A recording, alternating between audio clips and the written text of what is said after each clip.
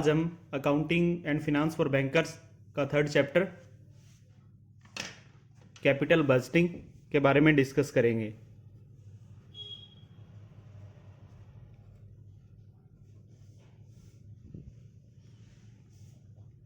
चार से 5 नंबर का चैप्टर है ये।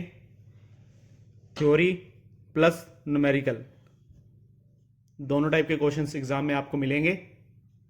थ्योरी वाले क्वेश्चंस आपको हाफ नंबर में मिलेंगे और न्यूमेरिकल जो रहेंगे इसमें वो आपको 1 नंबर या 2 नंबर में मिलेंगे। कैपिटल बजटिंग की डेफिनेशन से स्टार्ट करते हैं। Capital budgeting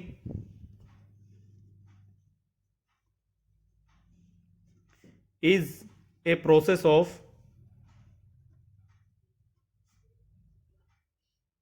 evaluating investments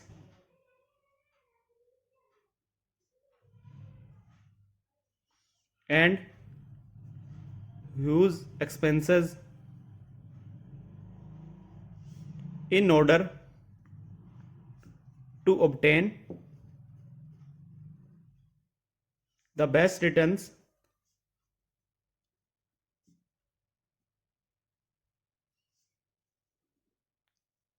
on investment।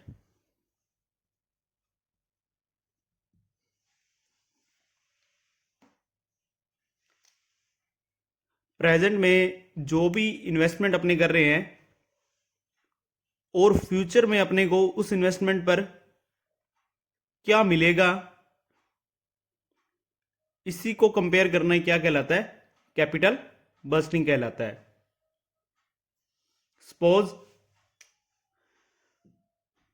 कोई फर्म है ये,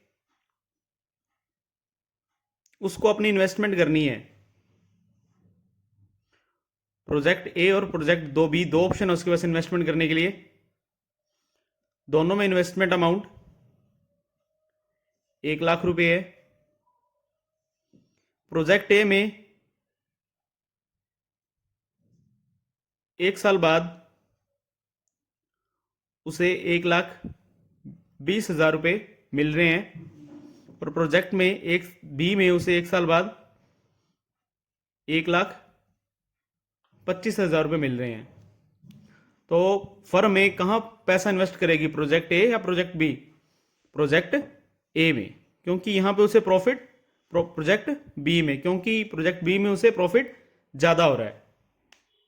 मींस जो आज आपने पैसा लगाया है और आपको फ्यूचर में आप कितना एक्सपेक्टेड मान के चलते हो कि आपको मिलेगा, आप प्रेडिक्शन कर रहे हो, उन्हीं को ही आपस में कंपेयर करना क्या कहलाता है? Capital budgeting.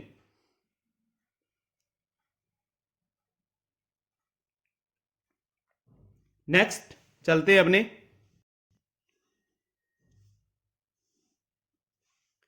ऐसे तो बहुत से मेथड हैं, पर अपने जो एग्जाम में आने वाले मेथड्स हैं वो 2 या 3 मेथड्स ही रहेंगे। अपने मेथड्स को अपने 2 पार्ट्स में डिवाइड करके चलते हैं। Discounted cash flow technique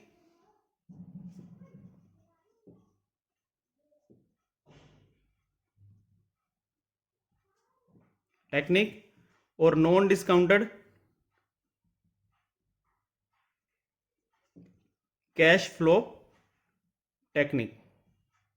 theory based questions ही रहेंगे और थ्योरी बेस्ड क्वेश्चंस जो मैं बोल रहा हूं उन्हीं क्वेश्चंस के अंदर से रहेंगे, तो साथ साथ नोट करते रहिए इसे। डिस्काउंटेड कैश फ्लो टेक्निक में रहेगा अपना एनपीवी मेथड, सेकंड रहेगा IRR method. Non discounting cash flow technique में पेबैक मेथड,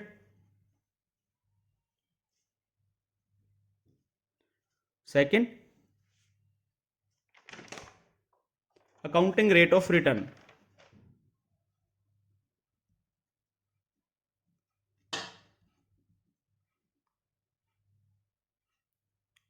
बुक्स में बहुत ज्यादा वाइड दे रखा है, आपको शॉर्ट में करवाऊंगा बिल्कुल, और जो मेन चीज है उसी पे ही फोकस करके चलेंगे अपने, जो एग्जाम में आने वाली चीज है। फर्स्ट ऑफ ऑल अपने देखते हैं इसकी डिस्काउंटेड कैश फ्लो टेक्निक। उसके अंदर फर्स्ट जो मेथड है अपना एनपीवी मेथड। इसकी फुल फॉर्म क्या करेगी? Net present value.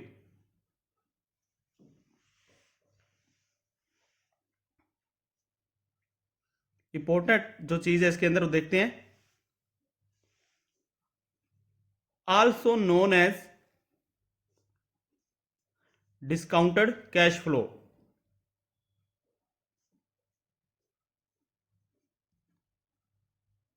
इसे एनपीवी के अलावा किस नाम से जाना जाता है? डिस्काउंटेड कैश फ्लो के नाम से भी जाना जाता है। हाफ नंबर का क्वेश्चन पूछा जा सकता है। NPV is also known as, तो राइट आंसर अपना रहेगा डिस्काउंटेड कैश फ्लो। ये मेथड कंसीडर करता है टाइम वैल्यू ऑफ मनी।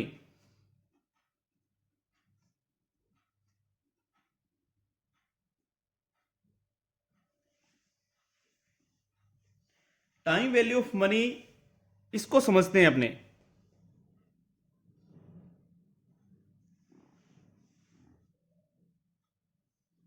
आपने किसी व्यक्ति को 1,000 रुपए उधार दिए। पर्सन से ने बी को 1,000 रुपए 1 साल के लिए उधार दिए, और बी ने क्या किया? आफ्टर 1 ईयर बी को 1,000 रुपए वापस दे दिए। तो जो वैल्यू ए ने जिस टाइम बी को पैसा दिया था 1,000 की थी, वो वैल्यू तो 1 साल बाद इंक्रीज होगी। मींस अगर वही पैसा वो 1,000 रुपए बैंक में इन्वेस्ट करता, 10% एक्सपेक्टेड रेट ऑफ रिटर्न से, तो 1 साल बाद उसे क्या मिलता? बैंक से 1,000 रुपए तो मिलता ही मिलता, और अलग से क्या मिलता? 1,000 रुपए 10% और मिलता, मीन्स 100 रुपए और मिलता। बैंक से कितना मिलता? 1,100 रुपए। तो मीन्स ये उस समय थी उसकी प्रेजेंट वैल्यू,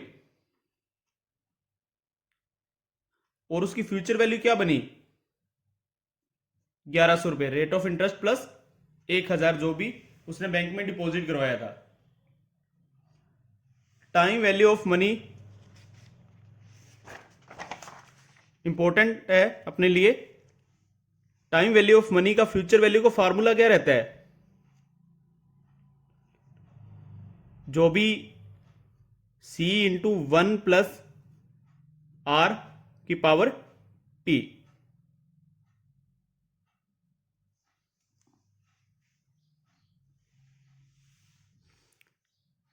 C की जगह यहां पे प्रेजेंट वैल्यू इंटू R की पावर T।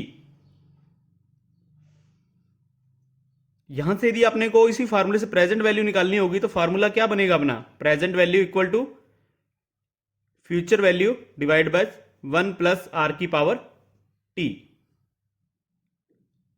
ये फार्मूला कहां यूज किया था? आप याद कीजिए इसे, कंपाउंड रेट ऑफ इंटरेस्ट पर। कंपाउंड रेट ऑफ इंटरेस्ट पर फ्यूचर वैल्यू कैसे कैलकुलेट हुई थी? Present value into 1 plus R की पावर T। और इसी से यदि अपने को प्रेजेंट वैल्यू निकालनी हो तो प्रेजेंट वैल्यू इक्वल टू क्या होगा? Future value divide by 1 plus R की पावर T।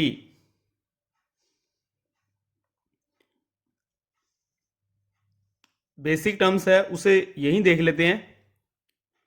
मैंने आपको पहले दिन की क्लास से मैंने आपको यही बताया है, एग्जाम में क्वेश्चन सभी को आते हैं, बट वहां पे क्वेश्चंस को पढ़ने में ही गलती की जाती है। ये चीज नोट करना आप। इसके अंदर दो चीज रहेगी अपनी, एक तो रहेगी डिस्काउंट रेट, सेकंड है डिस्काउंट फैक्टर।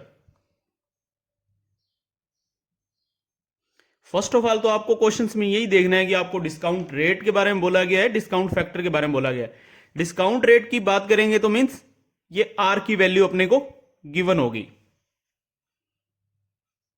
और डिस्काउंट फैक्टर की बात करें तो अपने को 1 डिवाइड बाय 1 प्लस आर की पावर एन की वैल्यू अपने को कैलकुलेट करके दे रखी होगी।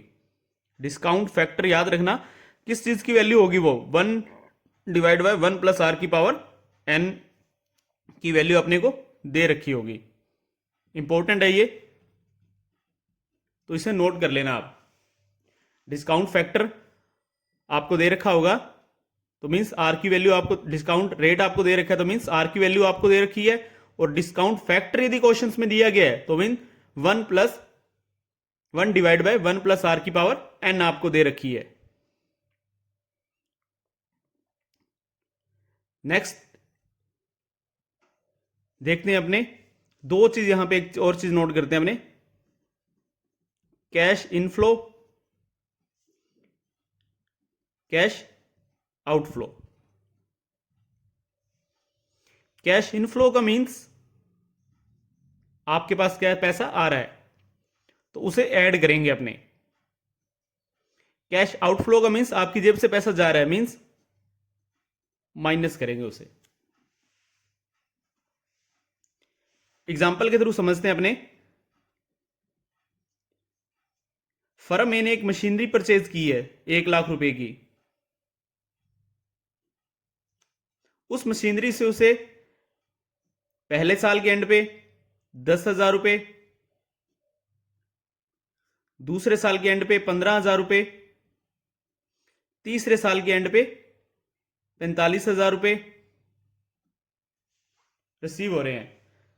तो मींस यहां पे अपना कैश इनफ्लो कौन सा है, जो भी अपने को प्रॉफिट हो रहा है। यहां पे देखो ये 10,000, ये भी प्रॉफिट हो रहा है, 15,000 और ये भी प्रॉफिट हो रहा है 45,000। और अपनी जेब से पैसा लगा कितना है, इन्वेस्टमेंट है वो अपनी जेब से लगी है, तो मीन्स 1 लाख रुपए को अपने माइनस में लिखेंगे यहां पे। एग्जाम्पल में पूरा क्लियर हो जाएगा, बस इतना सी चीज नोट कर लेना, जो भी इन्वेस्टमेंट की है वो आपकी पॉकेट से पैसा लगा है वो कैश आउटफ्लो है, और जो भी आपको फ्यूचर में रेट ऑफ रिटर्न मिल रहा है, प्रॉफिट मिल रहा है, वो आपका क्या है, कैश इनफ्लो।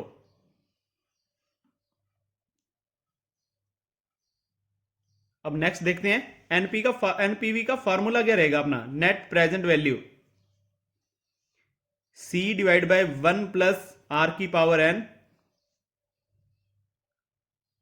प्लस 1, पहले साल के लिए है तो एक साल के लिए C divide by 1 plus R की power 2, C divide by 1 plus R की पावर 3,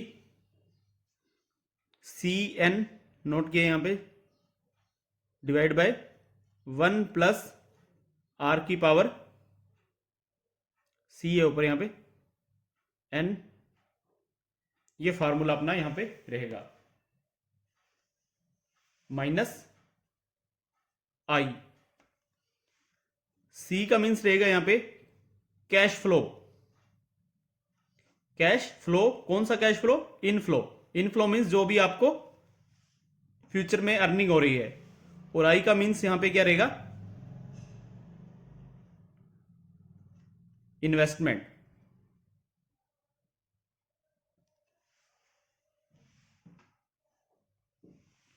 अब देखते हैं सेकंड मेथड, पहले तीनों मेथड्स को देख लेते हैं फिर उसके बाद ही इनके न्यूमेरिकल देखते हैं अपने।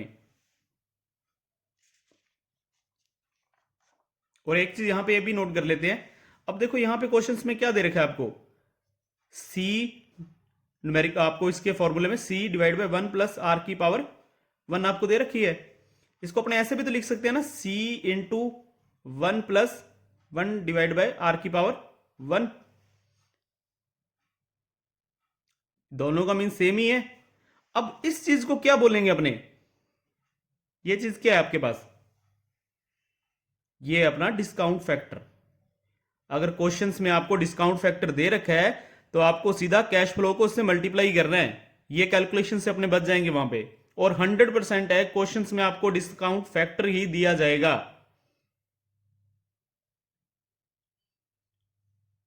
ठीक है।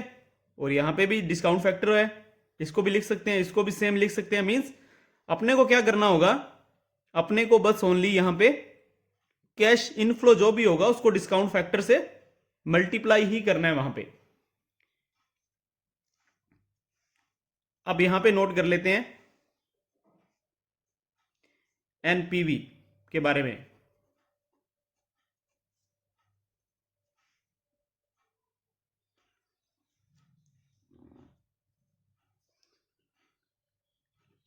अगर एनपीवी पॉजिटिव होगी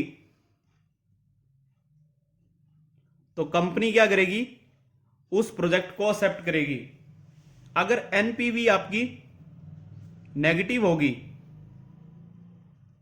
तो कंपनी क्या करेगी, उस प्रोजेक्ट को एक्सेप्ट नहीं करेगी, क्योंकि जो भी एक्सपेक्टेड रेट ऑफ कंपनी मान रही है वो उसे फ्यूचर में अगर नहीं मिल रहा तो वो उस प्रोजेक्ट में पैसा नहीं लगाएगी। एग्जाम्पल जब करेंगे तो ये अच्छी तरह से आपको क्लियर हो जाएगा। फिर नेक्स्ट आगे देखते हैं अपने इंटरनल रेट ऑफ रिटर्न।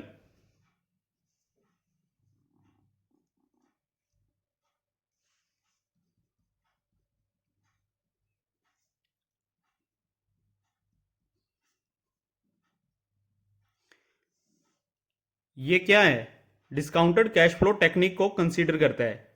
ये भी डिस्काउंटेड कैश फ्लो टेक्निक के अंदर ही है। अब इसी में भी नोट कर लेना आप, ये टाइम वैल्यू ऑफ मनी को कंसीडर करता है।